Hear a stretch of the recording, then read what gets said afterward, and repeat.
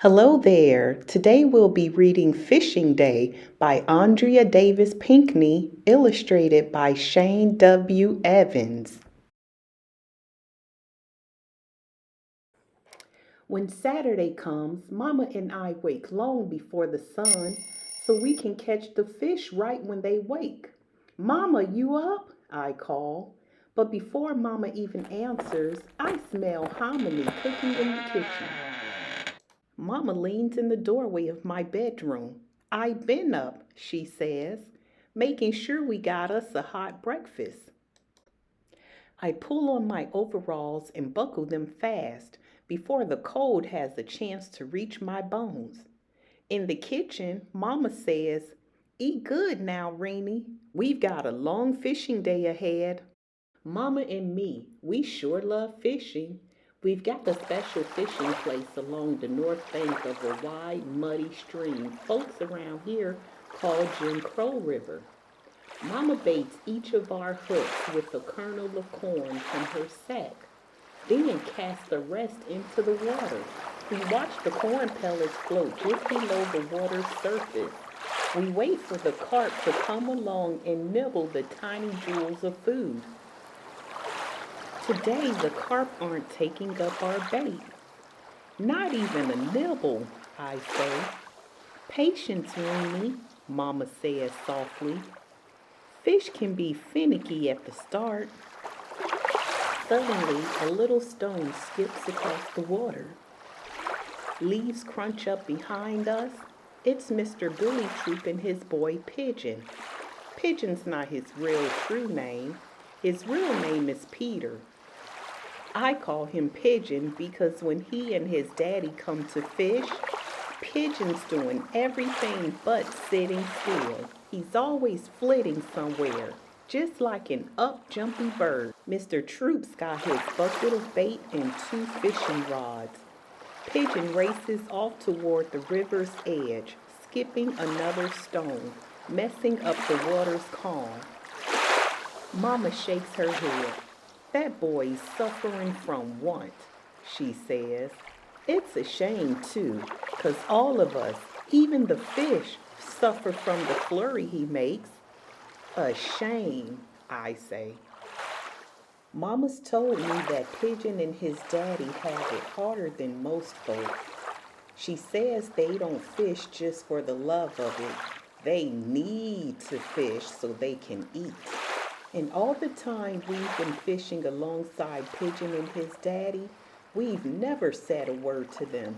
And they've never said a word to us. Not a word. Today's no different.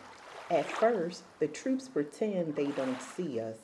But when I look in Pigeon's direction, he holds on with his eyes, like he wishes he could speak to me. "Watch the water, Reenie," Mama says, her face getting tight. Mr. Troop puts a hand on Pigeon's back. "Keep with this side of things," he says, all firm. That's when Mama tells me how the river got its nickname. Jim Crow is the law of the land, she explains. The law that says black people have a place, white people have a place, and the two should steer clear of each other. "But Mama," I say, "rivers are for everybody." Mama tries to help me understand. "That's true in nature's eyes, Weenie, but folks who fish have their own ideas. We and white folks have kept our distance here for as long as memory serves." Mr. Troop and Pigeon set down their gear on the riverbank, not far from Mama and me. Their voices pierce the dawn. "Come away from the water, son," Mr. Troop calls. "You'll spook the fish with all that commotion." "With all that flitting," I say quietly, so only Mama can hear.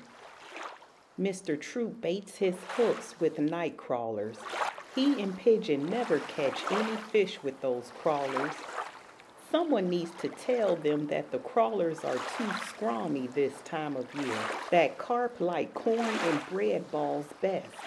There's a chilly bite to the air.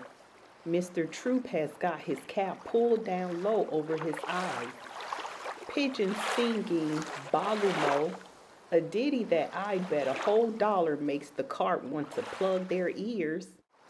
Mama tosses another handful of corn into the water. Still, not even a nip. I secure my pole between my elbow and my hip bone and reach into my pocket to pull out my glove. I've only got on one glove when my line jerks up, then forward. I don't waste time with my second glove. I struggle with the line, then cut it some slack.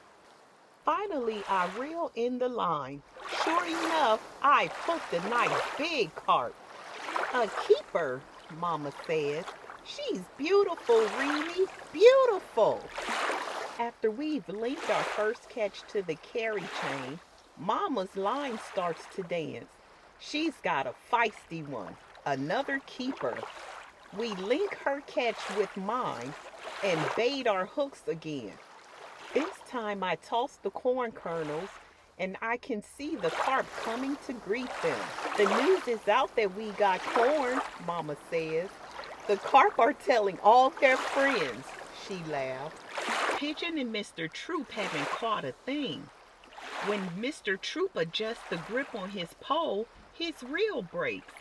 He looks like he's trying hard to keep his eyes on fixing his pole, but I see him sneaking glances at Mama and me.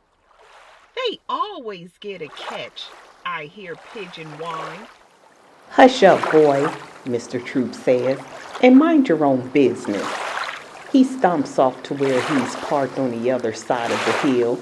We just need some pliers from the truck is all. Pigeon sets down his pole next to his daddy's and starts sending little stones into the river again. But he's not skipping the stones now. He's flinging them. He blows into his cupped hands to keep them warm. He sniffs hard like he's trying to hold something in. Then he's back to chucking stones. But this time he's chucking stones toward Mama and me. The first one he throws doesn't come close, but the second one nicks me on my knee. I let go of my rod and rubbed my leg hard. Mama, I wail. Mama hugs me to her, helping me ease the sting that's charging up in me. That boy's hurting, she says gently, her jaw firm, and he can't help but spread his hurt around. Let's just go home, Mama, I snap. Mama shakes her head no. She gathers up our sack of corn and our rods. We go to a place farther down the river. Mama's quiet. My line tugs for a second time that day. I've got another carp, a long one, its yellow belly glistening under the morning sun. Pigeon's looking straight at us. Even from where we're fishing, I can see he's working hard not to cry. And there's shame on his face. He looks sorry for what he did. Mama and I carefully string my fish onto the carry chain with the others.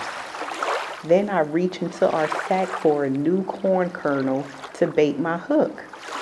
As soon as I feel my hand curl around those nubby kernels, I know what I've got to do. I gather up the corn sack and start toward Pigeon, sliding Mama a single backward glance. She nods. When Pigeon sees me coming with our bag of corn, he looks scared and glad, all at the same time. I can see that his hands are raw from the cold. My name's Reenie, I say, giving him the glove from my pocket. I'm Peter Troop. He turns his eyes toward the hill. There's no sign of his daddy. I pull out a fistful of corn from my sack. Here, I say, offering the kernels to Peter. They'll call up the carp, I tell him. He nods like he already knows, but he won't take the corn. I bait Peter's hook for him. Now all you gotta do is wait and be still. I say, hoping he'll give his stone throwing a rest.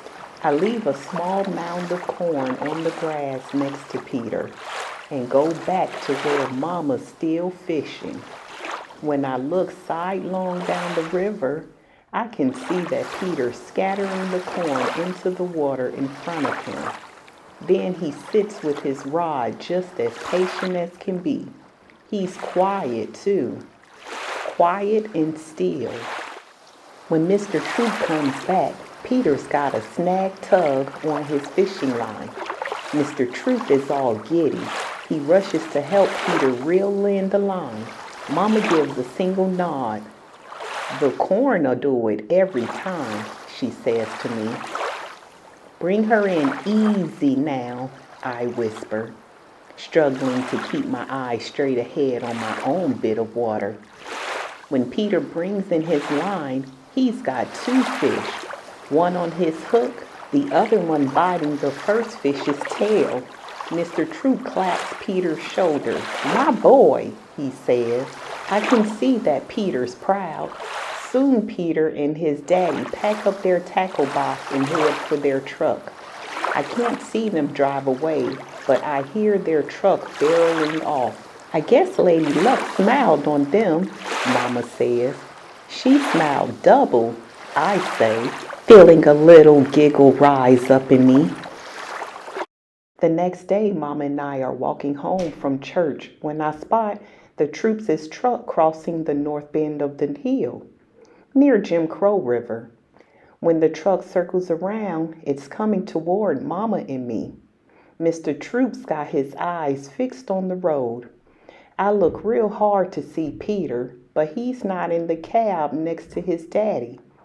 Then the truck grunts ahead.